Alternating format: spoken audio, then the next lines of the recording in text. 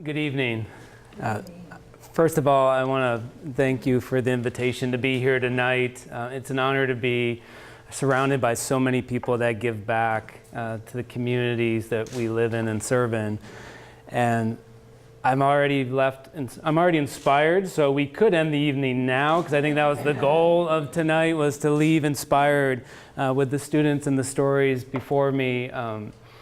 I'm very humbled to hear about the great work that everybody's doing. And when I was preparing for today, I was like, well, maybe I'll just go through my news feed and pick up some stories and get inspired.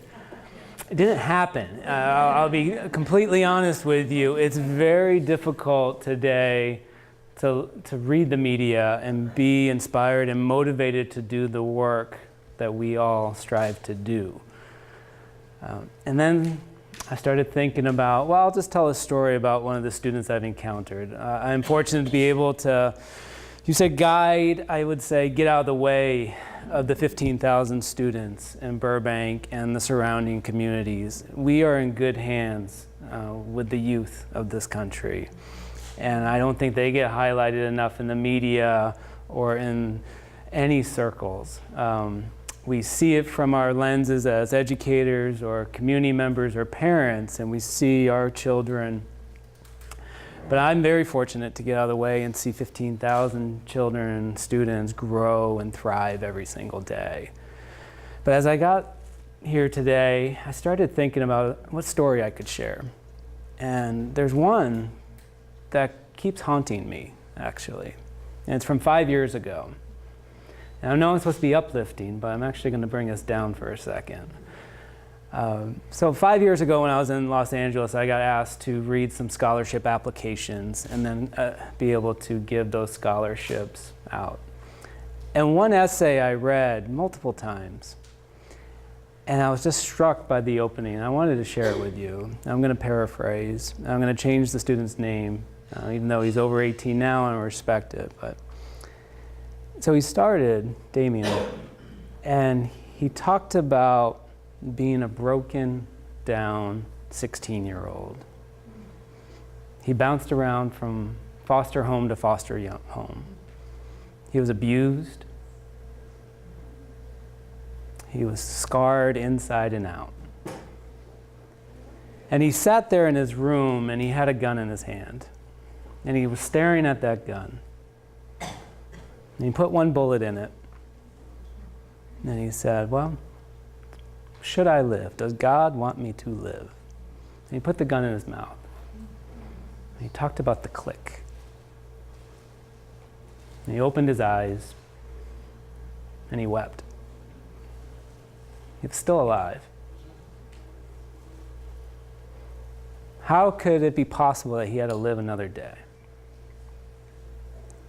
And that haunts me to this day. When I read that application, and when I look at the world today and I look at the media, I focus so much, and I really appreciate the theme today, because for the longest time I focused on how did that starfish get on the beach? And I kept asking myself, and I was so focused, how? Why was this 16-year-old child sitting on a bed trying to kill himself? How did he get the gun? Who abused him? How did the foster system fail? I was so angry when I read this story. But when I reflected on the theme more, I was focusing on the wrong aspect of his story. How did he get back in the ocean? Because Damien didn't die. He didn't die that day, he didn't die the next day. He went to school, and he talked about how when he went to the school, he had a teacher that stopped him and says, Damien, what's wrong? You seem down. You seem upset. And that's all he needed, was an adult that cared about him and truly cared and connected with him. And it set him on a new path. And so that day when I was at the banquet, he was accepted to college. He got his grades up, he had stability, and he was on his way. And he wanted to be a counselor because he wanted to make sure that he helped others ahead of him. But it was amazing for how long I focused on, well, what happened to him, how he was there. Well, that's important. That's what we see in the media. But we also have to focus on who was that teacher that took the time out of his day to just grab a student that looked distressed. And if you haven't been in our schools in the community lately, it happens all the time. Those are the miracles that happen.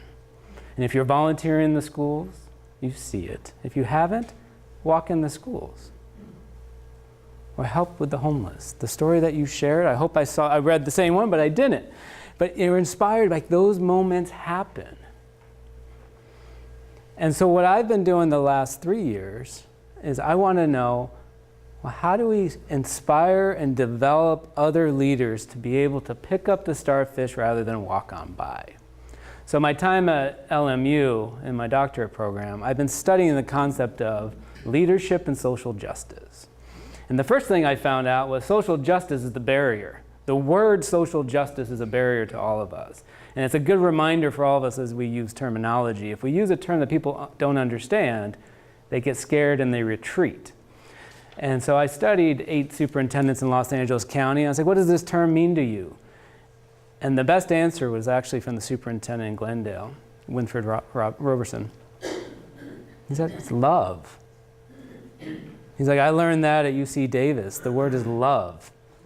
Love one another. Care about someone. And that's what I'm hearing tonight as the themes, is the first thing we need to do is make sure we're loving humanity. And in order to do that, we have to take the time to stop and listen and reach out a hand. Not just walk by or drive by. That small starfish, that small action we can do will have those ripple effects. So we see it in the schools and we see it in our lives. And so once I boiled down that definition, and I heard other things from the superintendent of Paramount, it was like, I want to hire people that just has the heart for kids. Like that powerful language that we usually hear about. Oh, I want strong pedagogy. I want them strong. That is important, don't get me wrong. But I think we have to start with that true connection to other humans. So as I studied the research and 8 others, there's 4 key themes that I thought I'd share with you today about how do we inspire leaders that have love in their hearts and that lead that way. So the 4 themes, and this was superintendents from LA Unified, small districts like Wiseburn, El Monte, different backgrounds, different demographics, but there's 4 common themes that I heard. First one was around this concept of servant leadership. So whether you're a teacher, a business owner, a community member, nonprofit leader, a superintendent, you have the power because of your role. How you use that power is up to you. So to be able to serve, to help others become their true selves. Not what you see, but their true selves. And that's what I get inspired about when I visit classrooms. And the small examples happen. So it doesn't have to be lifting the boulders, which we do, but the little ones. So one example I love was I was in a preschool classroom in our district, special needs classroom. And I bent down and I said hello to a little girl. And she just grabbed my leg. She goes, how are you? I'm great. And we had a conversation and I tried to go and she...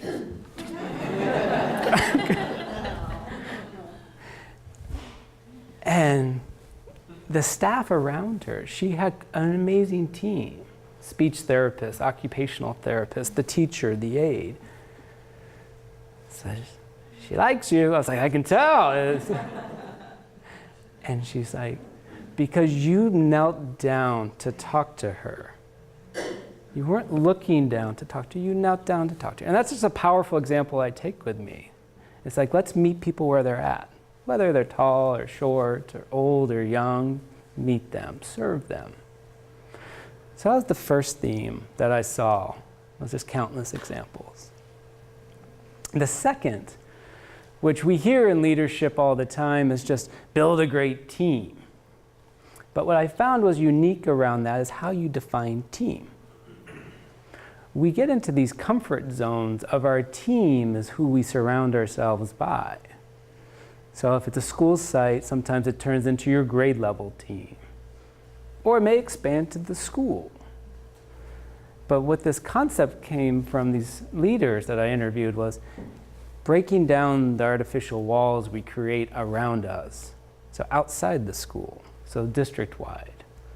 Outside the district, so as a superintendent, break it down to become with the community, the business partners, the city. Those types of leaders will allow us to accomplish so much more. So I encourage you all to reflect too. Has your organization, or have you, over time, created these artificial walls? Because one, we don't use the same language as other organizations, or two, we're just too darn busy. And then how do you break it down? What I found and what I see is sharing those stories, making those connections so they can reach across those boundaries and expand your team. Invite people in rather than shut them out. Which nests very well with the third finding I found, for school districts especially, is you have, say Burbank, 15,000 students that come every single day, 1,600 employees. We get awfully busy about our own drama, our own challenges, and our own successes.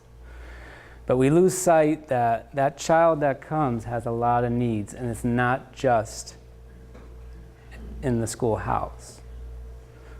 I will argue at another time there's too much emphasis that teachers need to be the psychologist, the therapist, the babysitter, the nutritionist. We do put a lot on our schools, but we take that burden because we take every child that comes with us. But what we need to do a better job is reach out.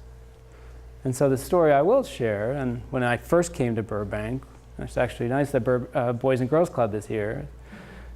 Sapphire was a young girl that touched my heart. It was the first event I went to in Burbank as the new superintendent 3 years ago. So here's a child and a family that had tremendous obstacles in front of them. Mom had health issues at times. Sapphire had disabilities she had to overcome. In and out, challenges, but they found a community that embraced them and supported them. So when things got rough at home, the Boys and Girls Club was there to support Sapphire and her family and her siblings for their needs. But there's also the reach to the school district and sharing information and data. So my first year welcoming back the teachers, Sapphire and her mom came to our opening address for two reasons. One, I didn't want them to hear just from the superintendent, because it's really about the students in our schools. And two, Sapphire's story, she could tell it better than I could. And she told the story, and she talked about how she now wanted to pay it forward. So her focus was going to be going to CSUN, to be a teacher and focus on special education. And so you hear these stories, and we all know them, but we need to tell them over and over again because it gets drowned out again by the negative stories that are out there.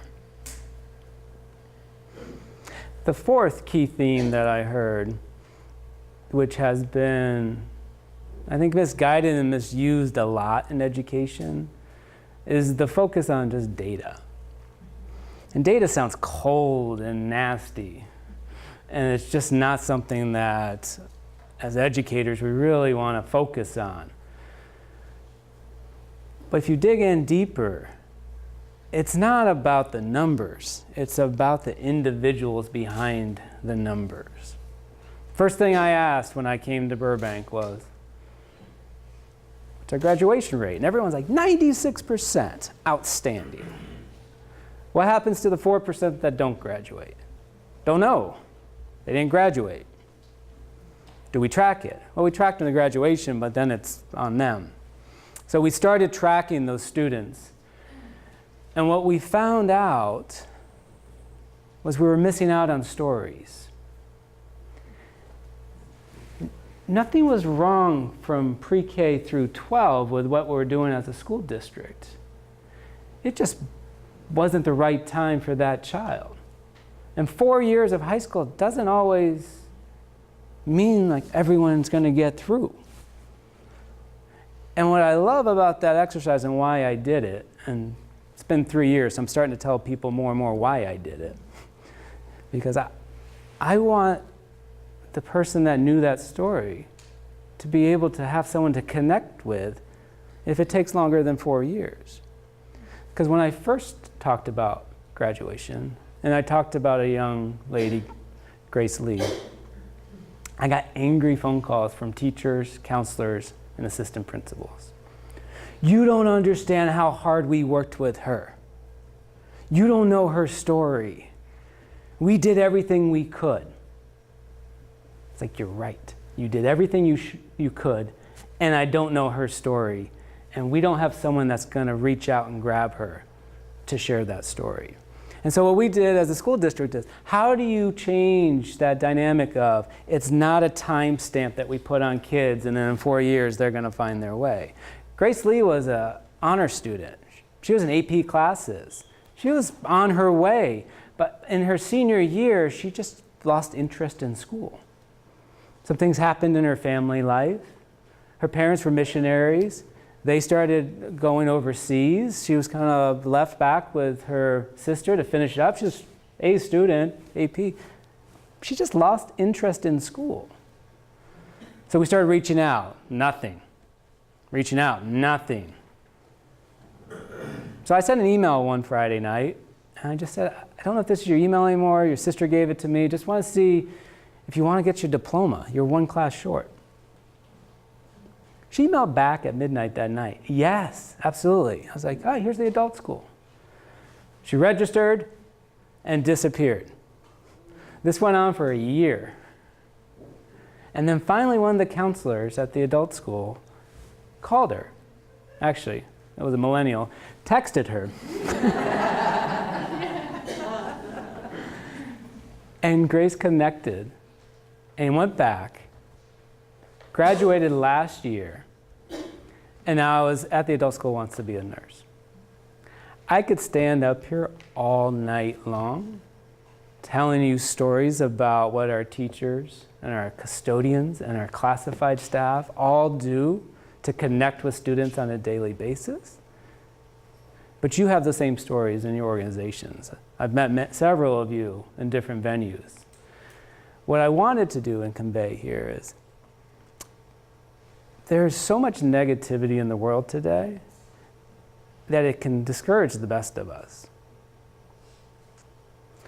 We should continue to refine those 4 skill sets to be able to push away the negativity and not fall into the trap that I did of wondering how Damien became the starfish on the beach. That was one bullet away from killing himself. Rather, I should relish in how do I inspire and support, mentor, and encourage the thousands, if not the millions of people that walk on the beaches, that all they have to do is pick up one starfish. And even if it's damaged and lost a leg, it's going to grow back. If we give it the right environment, the right care, the right support, we truly can change the world. I say it every day in Burbank Unified. I don't accept the fact that a child is not going to graduate from our schools. I don't. I don't think it's going to happen in 4 years. I'm young, but I'm not naive. It may take 5 years, it may take 10 years, it may take 20, but we should never lose sight of that person or that person's story. So if we always connect with individuals, learn their stories, and then we lock arms together as a team and serve the communities we love, we will have a much better place. We will have the utopian society that we all look forward to, we all dream of. It's not a dream. It just takes a lot of hard work. And I know in this room, we'll get it done. So thank you.